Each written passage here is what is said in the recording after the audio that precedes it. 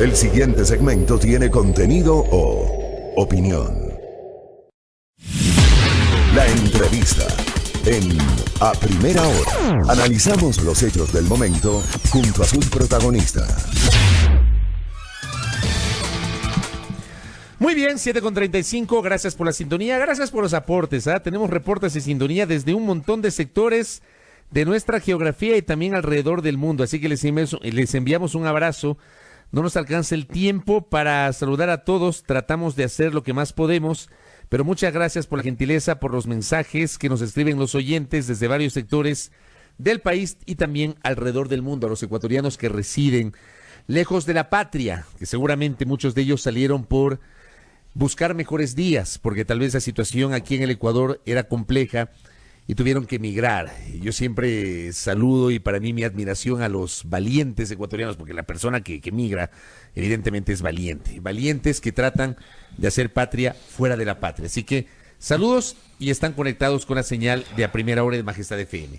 El señor arquitecto Fernando Carrión Mena visita nuestra mesa de trabajo, ex concejal de Quito, planificador urbano, también maneja los temas de la seguridad y también los temas políticos, ¿no? Señor arquitecto, bienvenido. Y hincha de liga, lo más importante siempre se olvida. El arquitecto. Bueno, hincha de liga. Cordial, muchísimas gracias. Qué gusto, ¿eh? ¿Cómo le va? Felicitaciones por el nuevo título. A ustedes también. Felicitaciones a los dos, ¿eh? A los dos. Eso. Por ahí tenía que haber empezado la entrevista. Sí, muy bien. ¿Cómo le va?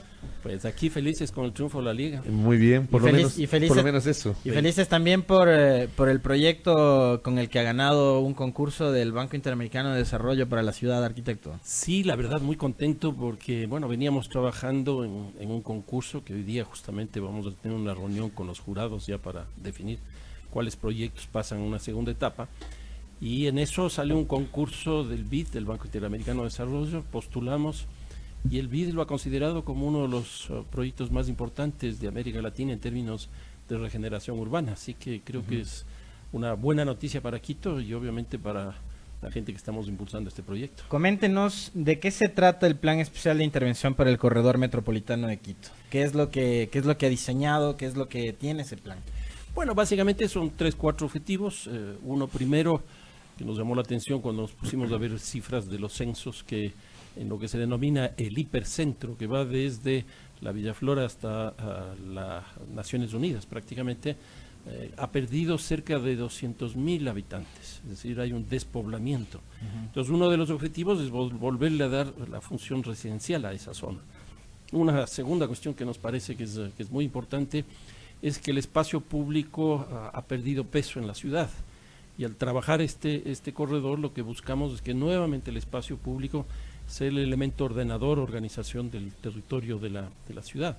Y en tercer lugar, esta es una ciudad, bueno, muy longitudinal. Son casi 60 kilómetros norte-sur, y en la parte del centro histórico ahí se tiene alrededor de solo 4 kilómetros, es decir, una salchicha. Y entonces esto nos ha hecho que sea una ciudad terriblemente segregada y diferenciada entre el norte y el sur. Entonces, un proyecto de estas características también lo que busca es recuperar la integración de las ciudades tan distintas que tenemos dentro de la propia ciudad. ¿Y cómo se recupera esa integración? Bueno, básicamente es la idea del corredor metropolitano que va desde la Panamericana Norte hasta la Panamericana Sur, y esto tiene también una carga simbólica muy interesante, porque como ustedes saben, PAN significa todos, Americana, todas las Américas. Entonces la idea es que Quito vuelva a recuperar la geografía, recupere la condición de ciudad equinoccial, integrando estas Américas justamente aquí en el territorio.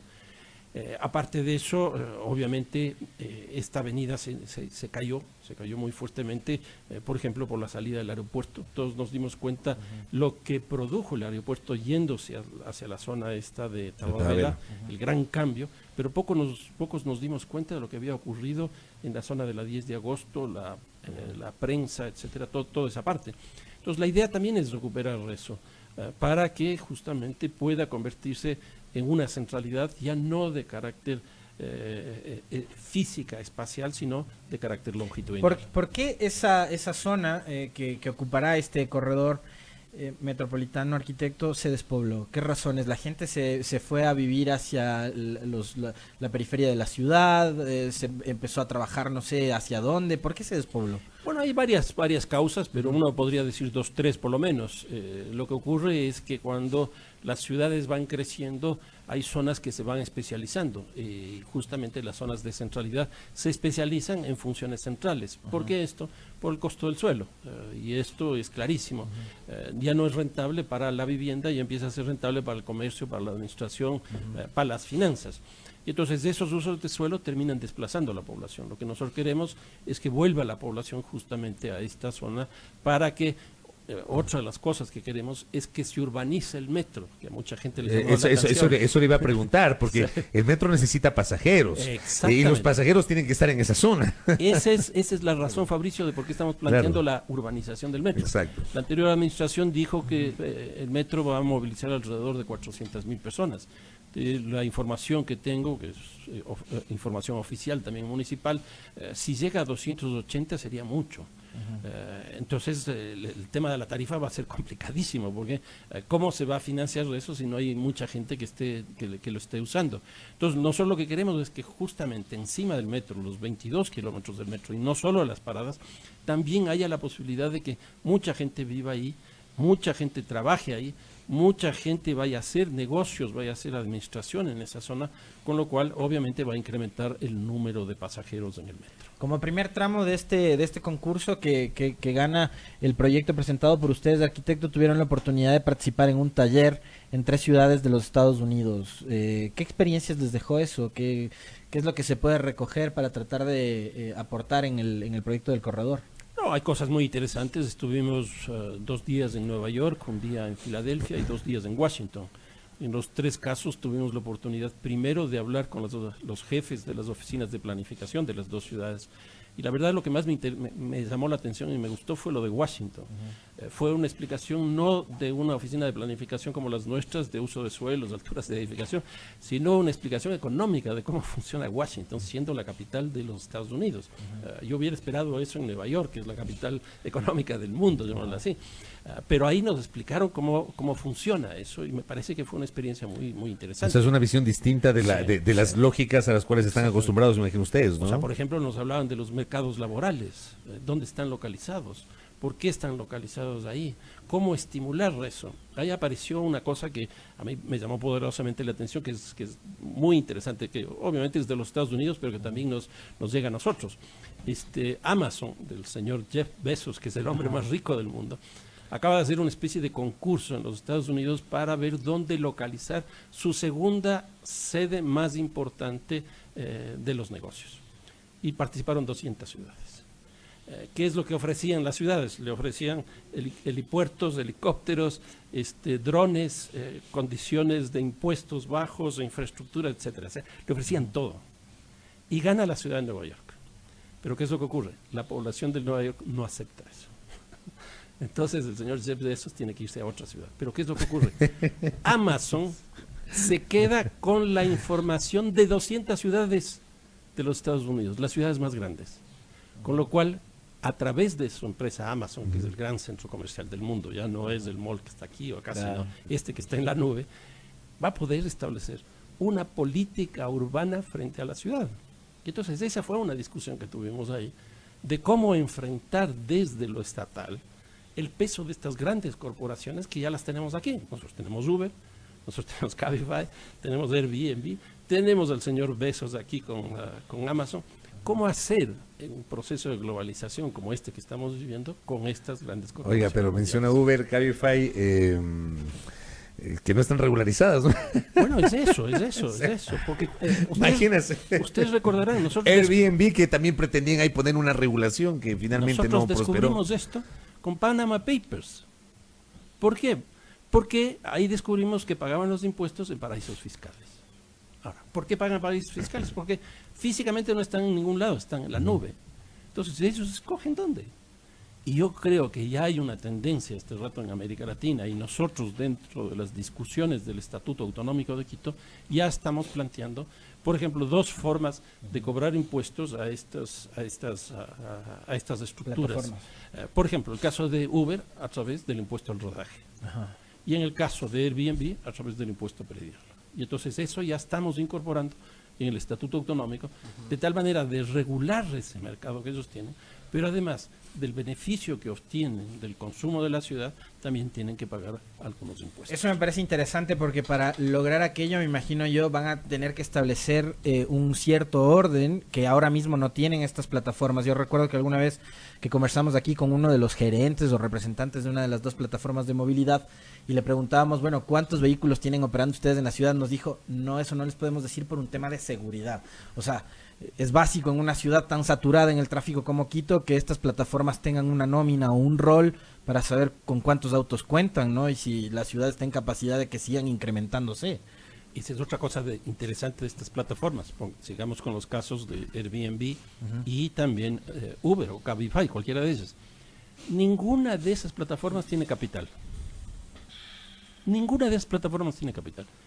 Uber no es dueña de los taxis o de los vehículos. Y Airbnb no es dueño de los departamentos, ni de las habitaciones, ni de las casas. Simplemente yo, que soy dueño de un vehículo, o yo, que soy dueño de un departamento, me inscribo En la plataforma. en una de estas plataformas y eso me da derecho a participar en esto. Más o menos le cobran a uno entre 18 y 24% el servicio de estar atado a una plataforma de este tipo. Pero ninguno de ellos tiene capital. Lo que tiene es la tecnología, la plataforma. Ahora, yo en estos días he estado en Cuenca y he estado en Loja. Justamente el viernes volví de Loja. En los dos lugares ya hay plataformas locales que están utilizando los taxis locales. Y les está funcionando espectacularmente bien. Yo creo que mucho mejor quizás en Loja que en Cuenca, pero ya hay una experiencia en ese sentido y yo creo que el taxismo ecuatoriano tiene que entrar en esa línea. Ahora, ¿será que la ciudad, Quito, con todas sus complejidades, logra madurar esta idea y llevar a la práctica? O sea, yo creo que tiene que hacerlo. El otro día conversaba O sea, tiene que hacerlo, pero se ve que hay la voluntad de hacerlo. Veamos. Yo todavía no estoy en capacidad de decir sí o no. Pero aquí, ¿qué es lo que hay que hacer? O sea, conversaba con mi hijo y mi hijo me decía, bueno, hay que cerrar DHL, hay que cerrar los correos porque Internet se nos metió. O sea, a esta altura cerrar Internet. Es una locura. Es imposible. Sí. ¿Cómo cerrar Uber o cómo cerrar Airbnb? Yo creo que esa es la realidad. Lo que hay que hacer es normar, lo que hay que hacer es regular. Y ese es el nuevo sentido de la planificación. Es lo que les comentaba del caso de Washington, que me llamó la atención. Entonces, lo que están haciendo es regulando eso. Porque es la nueva realidad. Nosotros seguimos pensando en un piso más, en que aquí el comercio, acá la industria, y los mercados laborales, ¿qué es lo que pasa? Los mercados de los capitales, ¿qué es lo que pasa? En Washington se regula desde la perspectiva de la planificación urbana eso. ¿Sabe por qué le hago esta pregunta? Porque el aeropuerto fue trasladado a Tababela en 2013, ¿no? 2014. 2014. Año electoral fue. 2014. Han pasado 5 años. Yo no sé si existe, porque esto es lo que se anunció, si existe algún proyecto serio para que Quito empiece a crecer hacia arriba, porque con la salida del aeropuerto se decía, ahora sí Quito va a empezar a crecer hacia arriba. No sé si existe eso. Bueno, justamente el corredor lo que busca es eso. Es uno de los puntos que busca. Y aquí les doy un dato. Ah, no, 2013 contra Tulio. 2013, eso te digo. En 6 años han 20 madurado. de febrero del 2013. Exacto. ¿Han madurado estas cosas o no? El caso más extraordinario que hemos descubierto haciendo el corredor metropolitano es que hay 110 edificios en el corredor de la 10 de agosto, Guayaquil, Maldonado, abandonados. Les pongo quizás el ejemplo más evidente, más claro. El edificio del Ministerio de Economía y Finanzas. Que ahora que todo el personal se pasó a la plataforma. Exactamente. Entonces lo que hicimos fue pensar a dónde se iba, pero no desde dónde salía. Si ustedes ven desde el edificio del Seguro Social frente al Gido hacia el Benalcázar 1000, que son 2 cuadras, ahí hay 6 edificios abandonados. No puede ser. ¿Qué es lo que está ocurriendo? ¿Qué es lo que significa eso? Que Quito, la ciudad, está perdiendo recursos económicos, que esos edificios están expulsando gente, porque su condición pasiva hace que eso ocurra, y son espacios de especulación mucho más complejos de los que ocurren en la práctica. En algún momento en la administración municipal anterior se habló, por ejemplo, de llevar adelante un proceso habitacional, un proyecto habitacional en la zona del Ejido, me parece, en la parte posterior a la Caja del Seguro Social. Yo no sé qué pasó con eso. Se quedó ahí, pero la idea es recuperar eso. Pero claro, pues digo, con la lógica que usted está señalando, sí. eso hubiese sido una buena alternativa, que lamentablemente no prosperó, ¿no? Ese es justamente uno de los polígonos de intervención, es decir, de las zonas de intervención más fuertes. porque justamente detrás del Seguro Social hay terrenos del Seguro Social que se podría hacer perfectamente política de vivienda. Por ejemplo, el proyecto de Plan Bicentenario que tiene Quito hacia la zona de Pomasqui, ahí cuesta más o menos $1,100 el metro cuadrado de construcción. O sea, lo que cuesta, lo que podría costar en la 10 de agosto, incluso sin subsidio. Y entonces yo creo que ese tipo de recursos y esas instituciones, y aquí me refiero básicamente a 3 nacionales, el Banco del Pacífico, que tiene política de vivienda, para viviendas de hasta $60,000, desde $60,000, el Seguro Social, que incluso está planteando una política interesante de vivienda, y el Ministerio de Desarrollo Urbano y Vivienda. ¿Por qué no trabajar con ellos una buena política de vivienda a lo largo de todo este eje, que son más o menos 50 kilómetros? Ahora, son tramos que se debe cumplir, ¿no? Y que debe cumplir este proyecto para finalmente, digamos, la consecución, me imagino yo, que es la asignación de recursos. ¿Qué es lo que se viene después? Bueno, ahora lo que estamos es concluyendo la primera fase de un concurso, que era un concurso de ideas. Justamente hoy y el día de mañana se reúne el jurado y ahí estableceremos ya 3 proyectos con los cuales entraríamos a un concurso de anteproyectos. Hay 3 finalistas, ¿no? Habrían 3 finalistas el día de mañana. Ajá. Con eso nos vamos a un concurso de anteproyectos, hay 45 días. En 45 días nosotros seleccionamos un proyecto y con ese el municipio de Quito se va. ¿Con qué ciudades ha competido la capital en esto? En lo del BID. Ajá. Bueno, fueron 25 ciudades, 11 países y 36 proyectos. O sea, fue bastante competitivo. Bastante competitivo. ¿La inversión de cuánto sería para la ciudad si es que se concreta? No, todavía esto es difícil eso establecer porque no se tiene un proyecto, pero sí estamos ya en proceso de negociación de acuerdos. Esto tiene que participar, por ejemplo, el gobierno nacional, como señalaba hace un rato. Ajá. Tiene que estar la cooperación internacional y este reconocimiento del BID nos abre puertas en el BID, obviamente. El sector privado. El sector privado. Necesariamente tiene que estar el sin sector duda privado. Tiene que estar el sector privado y el municipio. Oiga, arquitecto, para que se concrete eso, y esto lo hemos venido discutiendo varias veces, es eliminar el corredor del trolebús, ¿no es cierto? Una parte del trolebús tendría que salir porque ya tenemos por debajo el metro. Claro, un problema que tiene el metro es la distancia de parada en parada. Son 1,5 kilómetros entre una parada y otra. Y entonces a eso tendrá que ser de alguna manera manejado con modalidad peatonal, buses convencionales y taxis. Y eso daría, si sale el trole, la posibilidad, por ejemplo, en el norte, de hacer una integración muy fuerte desde la Y hacia el Parque Bicentenario, con lo cual se tendría una zona bastante interesante. Ahora, ¿qué va a pasar con la infraestructura que nos deje el trolebús? O sea, digo, ¿se podría hacer que el sistema eléctrico funcione en la ecovía o podría ser que se integre a los extremos de la ciudad? Por ejemplo, en el norte se me ocurre, no sé, que el trolebús vaya ya desde la Y o desde la estación del metro hasta Calderón, por ejemplo. Claro, hacia el norte habrían 2 posibilidades. Ajá. Una hacia la Ofelia, para que atienda al Estadio de la Liga. Claro. Que ahí hay una concentración poblacional muy fuerte, sí. ¿no? O sea, está toda la zona de ¿cómo se llama? Hay un centro comercial, Pistulí, está el condado. Toda esa zona. Y obviamente hacia Calderón y Carapungo, que según la información todavía no verificada, que se verificará el próximo año en los censos, ahí viven alrededor de 350,000 personas. Entonces, obviamente, eso podría desplazarse allá. Y estos 2 ejes están inscritos dentro del corredor metropolitano, porque no es que se queda fuera Calderón y Carapungo, eso entra también. Y lo mismo hacia el sur, va esto hasta la zona de Guamaní. Y queremos que este corredor, por eso hablábamos de las Panamericanas, pueda integrar también los cantones de Cayambe hacia el norte y de Mejía Rumiñahui hacia el sur. ¿Cuáles van a ser los incentivos para que nuevamente se logre poblar esta zona? Bueno, justamente dentro del concurso son 3 cuestiones las que tienen que entregar. Uno, una ordenanza, que nos parece que es muy importante. Es decir, ¿qué vamos a hacer con estos 110 edificios? Ahí se puede hacer, por ejemplo, incremento de impuestos. O sea, si tú le dejas a tu propiedad ahí abandonada, pues tienes que pagar tanto. Entonces ya no te conviene dejarla.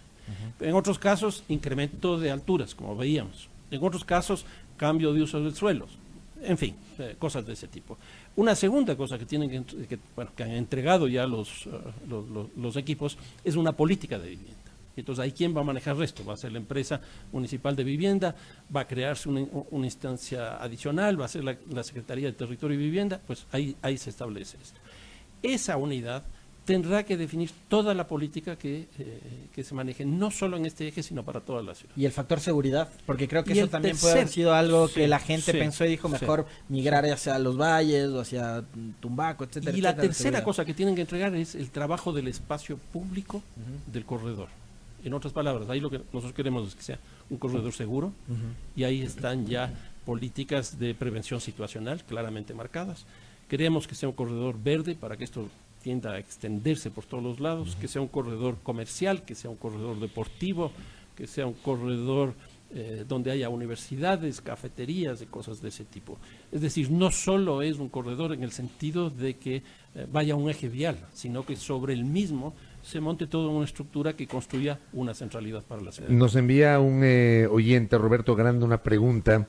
¿Por qué se permite construcciones cada vez más alto en la montaña? Ejemplo, detrás de la cima de la Libertad. Bueno, Yo sé que no es su potestad, ¿no? Sí. Pero usted conoce de los temas de estos urbanos. Bueno, la verdad es que yo no sé si haya cambiado la ordenanza y me parece que si es que se ha cambiado sería un error, pero en muchos de esos casos pueden ser construcciones ilegales. No hay que olvidarse que Quito, el 68% de las edificaciones son absolutamente informales. Y Y el- esto puede ser el caso que se señala. Claro, puede ser, ¿no? Por acá también nos piden que le consultemos cuándo será que comienzan a arreglar las aceras de la ciudad. Dice. Sí, el Estamos los de a pie en los planes del municipio. señor Álvaro Samaniego, pero A ver, esta pregunta es interesante no por el contenido de lo que dice, pero ya está también en el plan de repavimentación, porque está haciendo repavimentación y también el trabajo de veredas. Pero aquí viene una cosa muy interesante. Desde la perspectiva femenina, desde la perspectiva de género, entender la movilidad es clave. ¿Y por qué digo esto?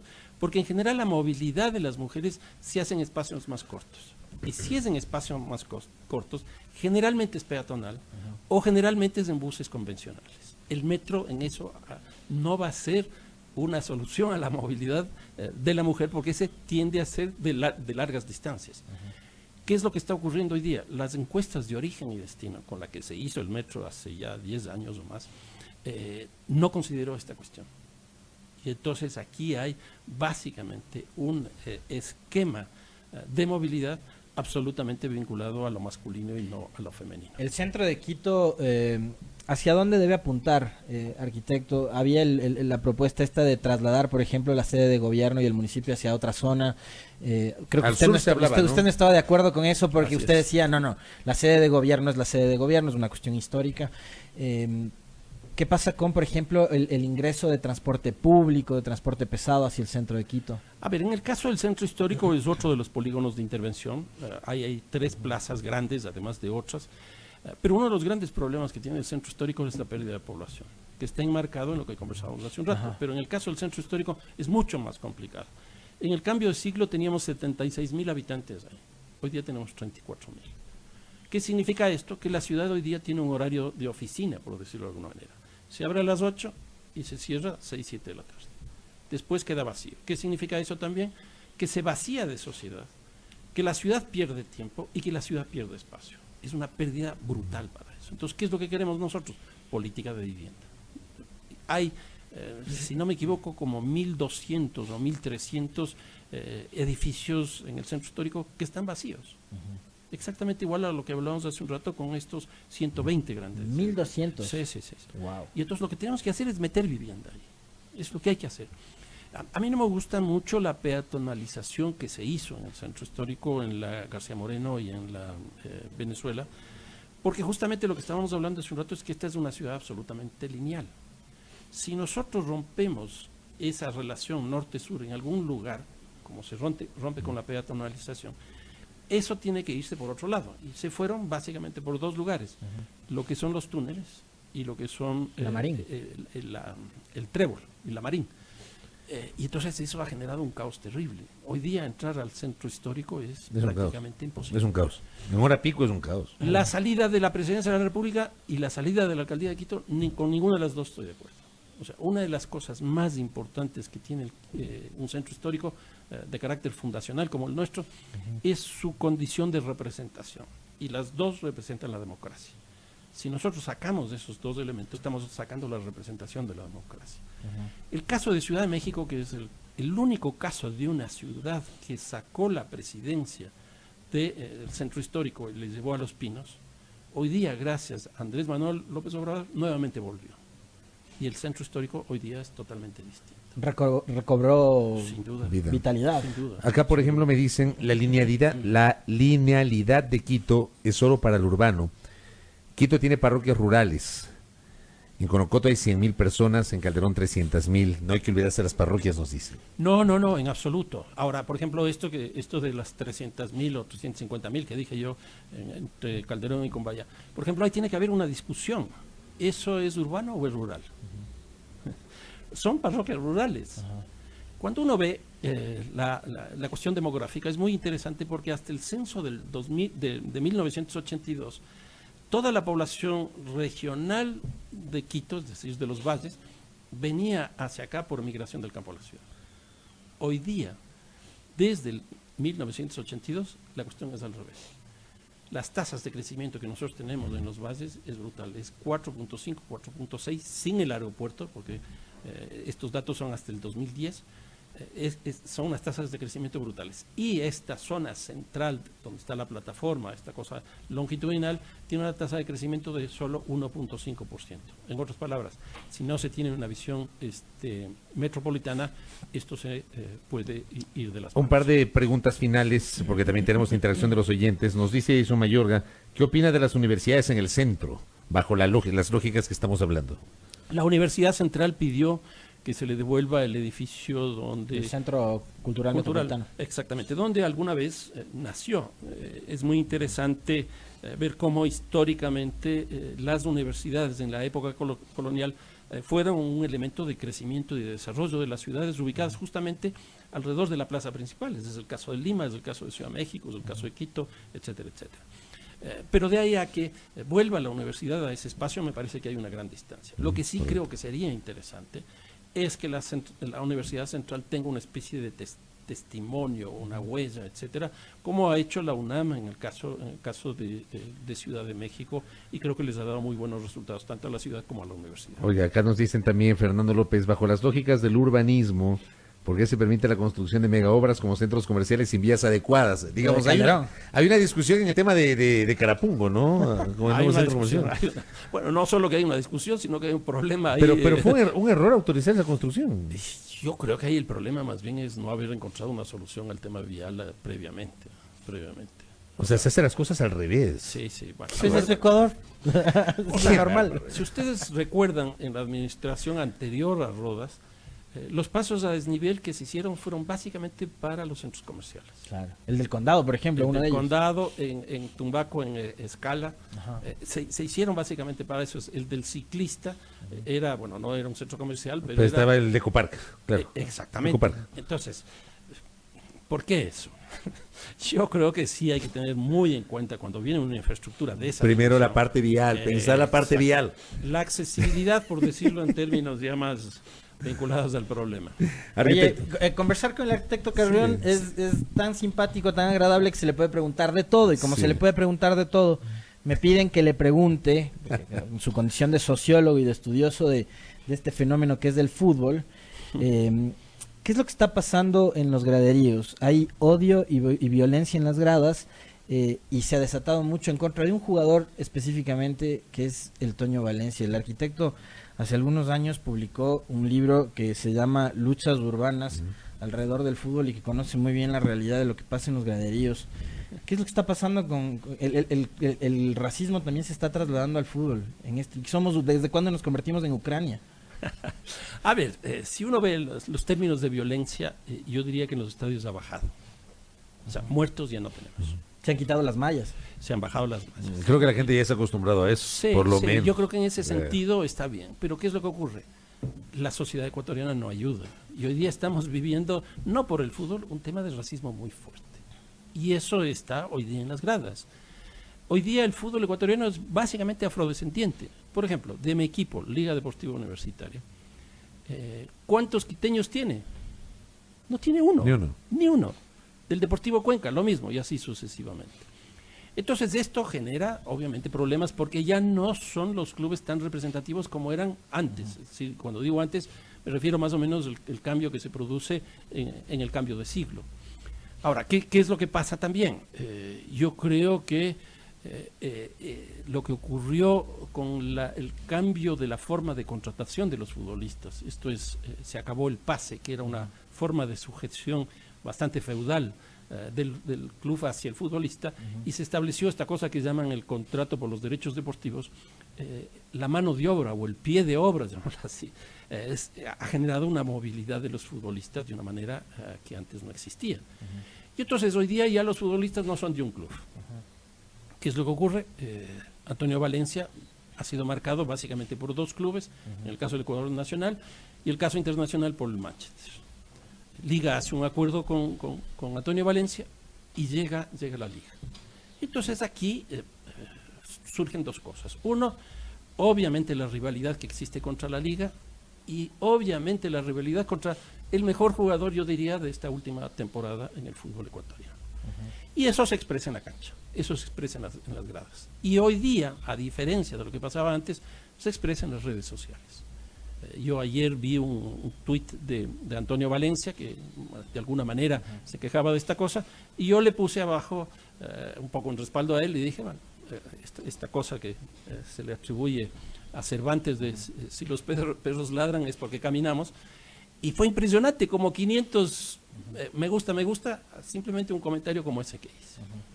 Yo creo que ese sí es un tema que está golpeándole al fútbol. A ratos también como que sobredimensionamos de estos temas, ¿no? Sí, no, eso sí, de todas maneras. Empezando por la prensa. Claro, Sí, claro. Empezando por la prensa. Sí. Las polémicas de los dirigentes, Sí. de un dirigente le dijo al otro, le van y le preguntan al otro para que el otro se pique y le conteste. Fabricio, una cosa con Sí, esto de la prensa deportiva. Yo creo que este año ha sido un año de cambios brutales en el fútbol ecuatoriano. Por ejemplo, la Liga Pro. Por ejemplo, La Copa Ecuador. La Copa Ecuador. Por ejemplo, la modalidad del campeonato, el quinto extranjero, etcétera, etcétera. Hasta ahora no se hace una evaluación y no creo que se va a hacer una evaluación. Y una de las cosas que se debería evaluar son los dos mecanismos de transmisión de los campeonatos ecuatorianos. Uno, Gol TV, que a mí me parece un desastre, francamente. Y el otro, este sistema que es un salto tecnológico, porque lo que se está haciendo es transmitiendo básicamente por Facebook Live, para discutir también qué están aportando estas formas de transmisión. Si están aportando mayor conocimiento, están transmitiendo una mayor comprensión del fútbol. Yo sostengo que el fútbol se ha hecho terriblemente táctico y que el fútbol se lee. Pero nosotros tenemos el analfabetismo del fútbol, y el analfabetismo del fútbol proviene principalmente del periodismo deportivo. Yo estoy totalmente de acuerdo con usted. Ya habrá tiempo para seguir comentando. Gracias. Gracias, arquitecto, muy amable. Muy amable al señor arquitecto Fernando Carrión, aquí conversando en la primera hora. 8:07. Al volver, el asambleísta Vicente Almeida del Partido Social Cristiano.